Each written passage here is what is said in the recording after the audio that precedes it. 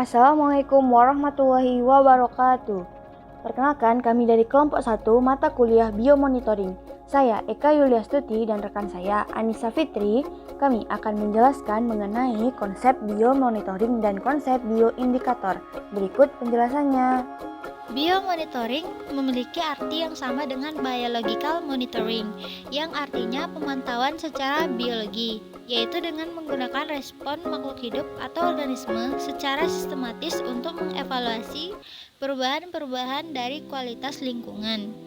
Seperti yang kita ketahui, beberapa jenis hewan dan tumbuhan memiliki kepekaan tersendiri terhadap perubahan yang terjadi di lingkungannya, seperti penurunan keanekaragaman jenis atau penurunan jumlah populasi dapat menjadi indikator telah terjadinya gangguan atau ketidakseimbangan pada suatu lingkungan. Menurut Komarawit Jaja dan Titi Resmi, ada 3 tujuan dari biomonitoring. Yang pertama adalah teknik ini diharapkan mampu menggambarkan cocok atau tidaknya suatu kondisi lingkungan dengan organisme tertentu, di mana keberadaan suatu organisme dapat mengindikasikan kondisi dan kualitas dari lingkungan secara khusus atau spesifik. Yang kedua, teknik ini dapat dipakai sebagai alat atau cara dan metode baru dalam menilai suatu dampak dari pencemaran lingkungan. Yang ketiga, biomonitoring dapat dipakai untuk mengevaluasi risiko kesehatan yang berhubungan dengan bahan polutan. Berdasarkan kategori minat komunitas pakar, biomonitoring dikelompokkan menjadi 2 kategori, yaitu Bioassessment Study and Toxicity Bioassays. Bioassessment Study adalah sebuah kegiatan yang mengkaji tentang kehidupan suatu komunitas. Bioassessment melibatkan sampling lapangan dari komunitas biologi untuk mengkarakterisasi struktur dari komunitas, yaitu keragaman dan toleransi terhadap populasi. Sedangkan Toxicity Bioassays merupakan kegiatan pengujian di laboratorium dan menganalisis dampak polutan terhadap bentuk-bentuk kehidupan hewan dan tumbuhan. Penilaian toksisitas dapat dilakukan dengan 2 cara, yaitu penilaian toksisitas langsung dan bioassays perilaku. Tujuan dari pengujian toksisitas ini adalah untuk menentukan apakah suatu senyawa memiliki potensi untuk menjadi racun bagi organisme biologi dan jika demikian sejauh mana dampak yang akan ditimbulkannya. Berikut ini adalah macam-macam biomonitoring. Yang pertama ada biomonitoring logam. Biomonitoring logam dapat dilakukan dengan pemeriksaan suatu media untuk menentukan bahan logam. Media yang biasa digunakan adalah seperti urin atau darah, jaringan tubuh, ikan, binatang invertebrata, dan tanaman perairan. Yang kedua ada biomonitoring zat organik. Nah, akumulasi zat organik pada beberapa spesies mamalia dapat menjadi bioindikator yang potensial untuk mendeteksi pencemaran lingkungan. Yang ketiga ada biomonitoring limbah cair. Terdapat beberapa studi toksisitas yang dipakai dalam menilai buangan limbah cair, antara lain pemakaian bakteri, invertebrata, dan ikan. Metode terbaru yaitu dengan cara bioassays dengan melakukan uji inhibisi pertumbuhan alga dan uji larva biota air. Selanjutnya ada biomonitoring pencemaran udara, biomonitoring asidifikasi, dan biomonitoring kesehatan manusia. Selanjutnya, konsep bioindikator. Bioindikator atau indikator biologis adalah spesies atau kelompok spesies yang dapat mencerminkan keadaan lingkungan abiotik atau biotik, mewakili dampak perubahan lingkungan pada habitat, komunitas, atau ekosistem, dan indikator keragaman taksa atau seluruh keragaman dalam suatu area. Keberadaan suatu organisme pada suatu tempat dapat dijadikan suatu indikator apakah tempat tersebut telah mengalami pencemaran atau mengalami ketidakseimbangan lingkungan.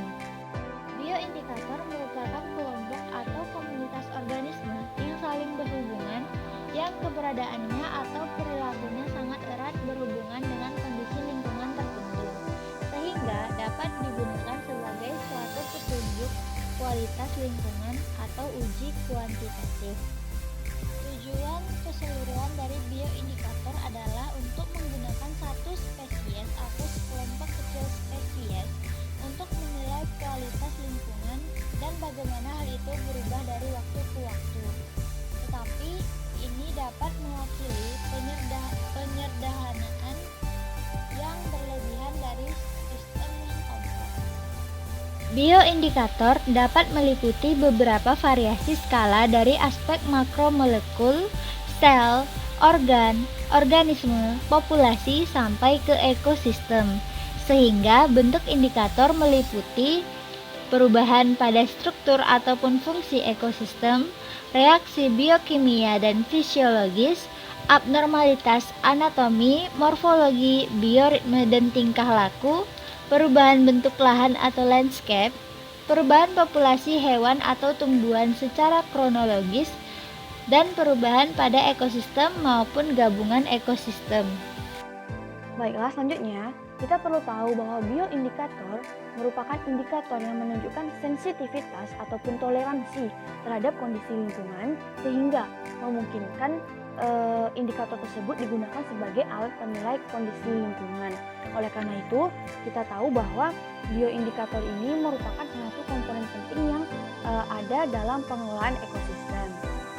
Nah, bioindikator pula dapat meliputi beberapa variasi skala dari beberapa aspek makromolekul, termasuk sel, organ, organisme, populasi, sampai biosenosis ataupun ekosistem, sehingga bentuk-bentuk indikator meliputi ada pula yang pertama dapat berupa reaksi biokimia dan fisiologis, dan juga dapat juga berbentuk abnormalitas anatomi, morfologi, bioritme dan tingkah laku, serta ada pula perubahan populasi hewan dan tumbuhan secara kronologis. Selanjutnya juga berupa perubahan pada ekosistem maupun gabungan ekosistem, dan perubahan pada struktur maupun fungsi ekosistem, dan yang terakhir perubahan bentuk lahan atau landscape. Nah, selanjutnya kita akan membahas mengenai tipe-tipe bioindikator itu sendiri. Nah, bioindikator dalam aplikasinya dikelompokkan menjadi 3 kategori, yaitu berupa indikator lingkungan, indikator ekologis, dan indikator keanekaragaman hayati. Nah, yang pertama yaitu indikator lingkungan, merupakan indikator di mana dia akan peka terhadap adanya lingkungan yang rusak ataupun tercemar ataupun mengalami perubahan kondisi. Jadi bisa jadi seperti contohnya jika ada hewan atau tumbuhan tersebut itu menandakan bahwa lingkungan tersebut sudah tercemar ataupun lingkungan tersebut masih bersih. Nah, yang kedua itu berupa indikator ekologis. Nah, merupakan indikator yang terdiri dari beberapa takson atau kelompok yang peka akan adanya tekanan terhadap lingkungan dan mengindikasikan dampak tekanan terhadap makhluk hidup dan respon yang diwakili oleh sampel takson di habitat tersebut. Jadi, indikator ekologis ini menjelaskan mengenai jika adanya indikator ataupun hewan tumbuhan di tempat tersebut, itu menjelaskan keadaan ekologi ataupun keadaan lingkungan di tempat tersebut. Nah, selanjutnya itu indikator keanekaragaman hayati. Dan indikator ini menunjukkan beberapa ukuran keanekaragaman ataupun kekayaan jenis maupun sifat dan status endemitas takson pada habitat tertentu. Jadi, ini tuh menunjukkan bahwa jika adanya suatu biodiversitas, ini akan menunjukkan beberapa sifat seperti apakah biodiversitas tersebut masih kaya di hutan ini, ataupun ini termasuk endemik, hewan endemik atau tidak, tumbuhan endemik atau tidak. Nah, selanjutnya sedangkan menurut fungsinya, bioindikator ini dapat dibedakan menjadi 3 kelompok, yaitu fungsinya sebagai indikator, di mana dia sebagai indikator kehadirannya atau ketidakhadirannya menyimpulkan tentang permasalahan lingkungan secara kuantitatif jarang. Nah, di sini contohnya jika makhluk itu ada di sana, maka itu menunjukkan bahwa lingkungan tersebut sedang bermasalah ataupun sedang tercemar. Nah, ataupun jika ada tumbuhan ini dalam hutan ini, itu menunjukkan bahwa hutan tersebut masih asri. Nah, mungkin lebih ke penjelasan seperti itu untuk kehadiran. Nah, yang kedua itu melalui spesies uji. Nah, di mana kita dapat mengetahui keadaan sesuatu itu, namun harus melalui suatu uji labor terlebih dahulu. Nah, yang kedua itu monitor. Nah, ini hampir sama dengan indikator di mana kita akan mengetahui bagaimana permasalahan ataupun bagaimana keadaan itu, namun di sini dia memerlukan kalibrasi atau pengukuran sehingga didapatkan data yang sangat akurat. Nah, selanjutnya untuk berdasarkan status hidupnya, bioindikator tersebut sendiri dibagi menjadi yang pertama itu fitoindikator ataupun indikator tumbuhan, di mana itu terdapat beberapa manfaat yang dapat teman-teman semua baca pada layar. Nah, salah satunya itu menunjukkan adanya paparan polutan. Nah, di sini jadi tumbuhan itu bisa menjadi indikator jika tempat tersebut tercemar polutan atau tidak, seperti tercemar limbah atau tidak, atau tercemar timbal, tercemar semacam logam ataupun tercemar hal-hal pencemar lainnya gitu, seperti eceng gondok. Jika ada eceng gondok di suatu tempat itu, maka tempat itu sudah tercemar, karena kita tahu jika ada eceng gondok maka di air tersebut hanya sedikit kandungan O2-nya, dan itu tentu saja karena pengaruh dari limbah ataupun polutan lainnya. Nah, dan beberapa manfaat yang lainnya yang dapat rekan-rekan baca. Nah, yang kedua itu yaitu zooindikator ataupun indikator hewan, di mana itu ada keystone species atau spesies kunci dalam suatu habitat, serta ada spesies-spesies yang terancam punah. Itu juga menjadi indikator hewan. Nah, selanjutnya juga ada bioindication sensus lato atau hewan yang dijadikan indikator secara luas. Nah, selanjutnya untuk berdasarkan pengaruh yang dapat dirasakan oleh organisme lain, bioindikator tersebut dibagi menjadi beberapa, yaitu yang pertama yaitu bioindikator polusi, di mana indikator ini mampu mendeteksi adanya polutan yang ada di habitat tersebut. Yang kedua yaitu bioindikator lingkungan, di mana indikator ini akan menunjukkan respon jika suatu lingkungan tersebut mengalami masalah, sehingga kita bisa tahu jika lingkungan tersebut mengalami masalah melalui respon yang diberikan oleh hewan atau tumbuhan yang ada di sana. Selanjutnya yaitu bioindikator ekologi, di mana indikator ini dapat menunjukkan bahwa indikator tersebut atau hewan dan tumbuhan tersebut sangat peka terhadap perubahan yang terjadi di dalam suatu habitat, ataupun terjadi fragmentasi lahan ataupun fragmentasi habitat ataupun tekanan-tekanan lainnya, sehingga ini hampir sama dengan individu, namun ini lebih ke indikatornya suatu ekosistem, pengaruhnya itu terhadap suatu ekosistem yang lebih luas. Yang terakhir yaitu ada bioindikator keanekaragaman hayati. Nah, di mana kekayaan spesies dari takson indikator digunakan sebagai indikator untuk kekayaan spesies suatu komunitas, seperti spesies tersebut masih banyak atau tidak, masih endemik atau tidak, serta parameter genetik, parameter khusus populasi, serta ada parameter lanskap. Kita akan membahas mengenai kriteria-kriteria yang dapat dijadikan sebagai hewan atau tumbuhan yang dapat dijadikan sebagai bioindikator. Yang pertama yaitu spesies tersebut merupakan spesies steno, di mana kisaran toleransinya lebih sempit. Ini lebih baik digunakan daripada yang memiliki kisaran euri ataupun kisaran toleransinya luas. Yang kedua yaitu spesies yang dewasa itu lebih baik digunakan daripada yang muda. Mengapa? Karena spesies yang sudah dewasa itu memiliki sistem baik fisiologis maupun anatomi maupun struktur dalam tubuhnya itu lebih matang, sehingga jika terjadi suatu masalah itu akan menunjukkan respon yang lebih baik daripada spesies yang muda, di mana itu masih mengalami sesuatu yang dinamis dan masih berubah-ubah respon dalam tubuhnya. Selanjutnya yaitu kita harus benar-benar mencari bukti bahwa spesies tersebut bisa dijadikan sebagai bioindikator, di mana memang benar-benar ada permasalahan yang dapat ditunjukkan oleh bioindikator tersebut.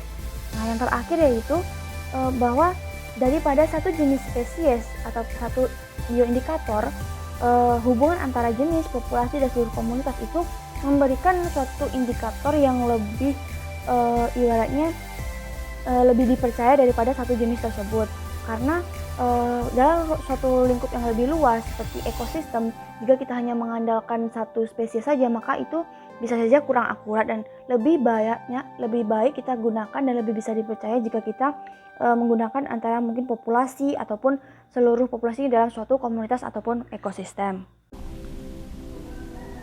Baiklah, selanjutnya kita akan membahas mengenai jenis-jenis indikator itu sendiri, di mana ada 3.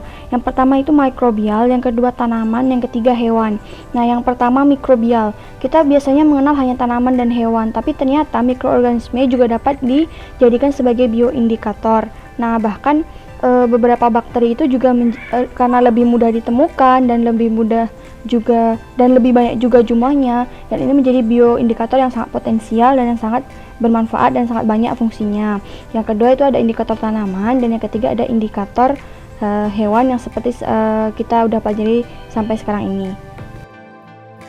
Contoh bioindikator sendiri banyak sekali, namun yang dapat rekan-rekan semua lihat seperti pada layar, ada beberapa contoh hewan dan tumbuhan yang dapat dijadikan sebagai bioindikator. Salah satunya seperti buaya.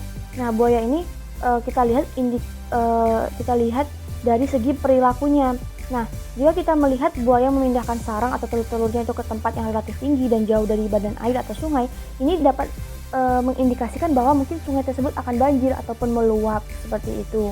Nah, jadi indikator ini tidak hanya seperti untuk kerusakan lingkungan, namun juga seperti adanya bencana alam. Nah, juga ada